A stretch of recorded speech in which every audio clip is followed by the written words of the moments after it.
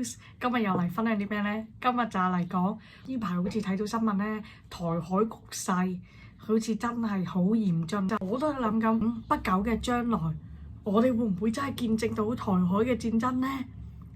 我先講下我自己嘅身份啦，就係我係澳門人啦，跟住長期喺台灣讀書啦，有個大陸實習同埋旅行嘅經驗啦，跟住仲會閒時過下香港啦，真係4個地方咧都感受晒。但係我發覺咧，兩岸四地咧嘅文化咧其實真係好唔同嘅。不過就算中國咧，大家都係中國人，其實56個民族咧，56都有56個文化嘅，即係啲文化真係博大精深，好多地方都唔同嘅，包括我哋嗰啲特區政府啊、港澳政府啊，跟住何況呢啲台灣、台海兩岸嘅，係真係一直以嚟嘅教育完全都係唔一樣嘅，所以咧就會造成咧好多人咧對內地對台灣嘅誤解。呢排咧更加咧新官上任啦，真係有史以嚟我個人覺得應該台海係最緊張嘅局勢㗎。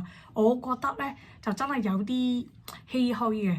即係大家都係華人啦，中華子孫，再加上佢係有政策啦，啲台灣人又話限制台灣人去大陸度交流，大陸人啊絕對去唔到台灣添，讀書同埋工作。就算以前可以嚟到讀書，可能我台灣讀書，梗係識嗰啲咧係有內地嘅學生啦，我都發覺同佢哋交流咧就係話，原來喺台灣咧，我哋港澳人去台灣就可以有好平靚正嘅健保啦，跟住仲可以申請工作證嚟打下啲小工啦。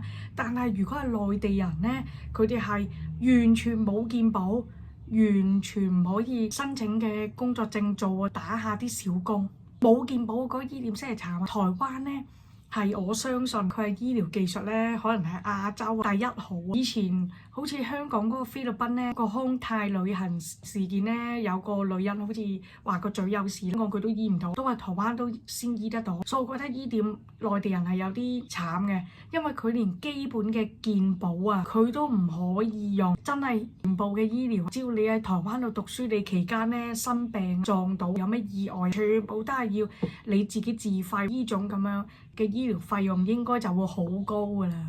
呢點我覺得有啲就係幾唔公平同埋幾慘。係啦，我都唔知佢台灣真係會點樣啦，因為佢成個最重要嘅護國神山台積電仲俾美國佬，所以我依家真係覺得台灣會唔會真係隨時受到大陸嘅攻擊咧？但係我覺得咧，大陸佢係比較平和嘅事咧，其實真係都唔想開打㗎。我醒起我以前咧嗰個牙醫咧，即係佢見我係中國澳門人，跟住佢次次都講呢啲黑暗冷笑話㗎，跟住就會話點你幾時翻去？要翻去避難，係咪驚佢一個飛彈一下飛過嚟？